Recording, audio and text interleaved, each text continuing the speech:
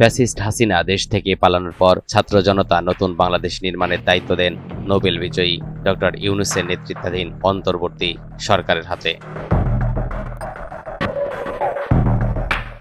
দায়িত্ব গ্রহণের পর গেল ৬ জুন জাতির উদ্দেশ্যে দেয়া ভাষণে প্রধান উপদেষ্টা অধ্যাপক মোহাম্মদ ইউনূস জুলাই সনদের কথা উল্লেখ করেন। তিনি বলেন, জুলাই সনদ হলো একটি প্রতিশ্রুতি।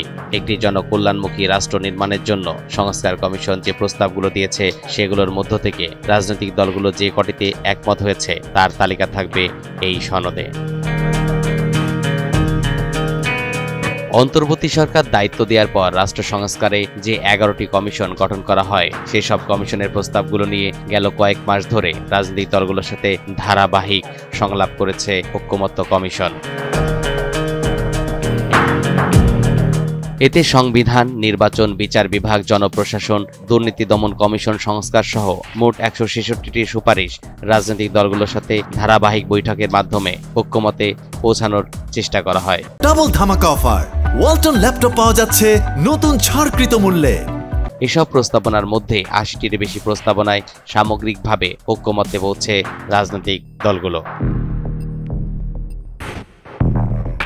ঐক্যমত্য কমিশনের সাথে ধারাবাহিক এই আলোচনায় বিএনপি, জামাত ইসলামী, এনসিপি সহ 30টি রাজনৈতিক দল অংশ নেয়। সকল আলাপ আলোচনা শেষে আসে সেই মাহেন্দ্রক্ষণ চূড়ান্ত করা হয় জুলাই সনদ। এবার সনদে স্বাক্ষর করবেন সকল রাজনৈতিক দল। দিনক্ষণ চূড়ান্ত করা হয়। নির্ধারিত দিন পিছিয়ে 17 অক্টোবর জমকালো অনুষ্ঠানের মধ্য দিয়ে জুলাই সনদ স্বাক্ষরের দিন ধার্য করা হয়। এদিন প্রধান উপদেষ্টা সহ সকল রাজনৈতিক দলের শীর্ষ নেতা ও রাষ্ট্রের শীর্ষস্থানীয় ব্যক্তিরা উপস্থিত থেকে জুলাই সনদ স্বাক্ষর করবেন। কিন্তু সব আলোচনা শেষ হয়েও হইল না শেষ। নানা শর্তে আবারও জুলাই সনদ স্বাক্ষরে সৃষ্টি হলো জটিলতা। নোট অফ ডিসেন্ট উল্লেখ করে জুলাই সনদ সই করবে বিএনপি, এমনটাই জানান বিএনপির স্থায়ী কমিটির সদস্য সালাউদ্দিন আহমেদ। জুলাই সনদের সঙ্গে নির্বাচনের কোনো সম্পর্ক নেই বলেও মন্তব্য করেন তিনি।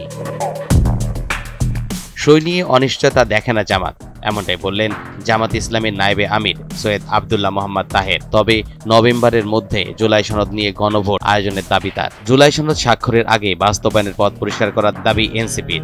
জাতির কাছে সবকিছু স্পষ্ট করে জুলাই সনদ স্বাক্ষরের দিকে অগ্রসর হতে হবে, তা না হলে জুলাই সনদে স্বাক্ষর করবে না এনসিপি, এমনটাই বলছেন দলটির আহ্বায়ক নাহিদ ইসলাম।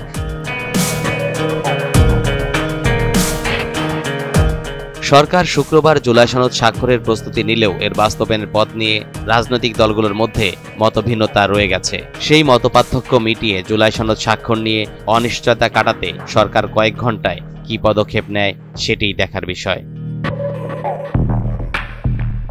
তরিকুল ইসলাম, এনটিভি অনলাইন।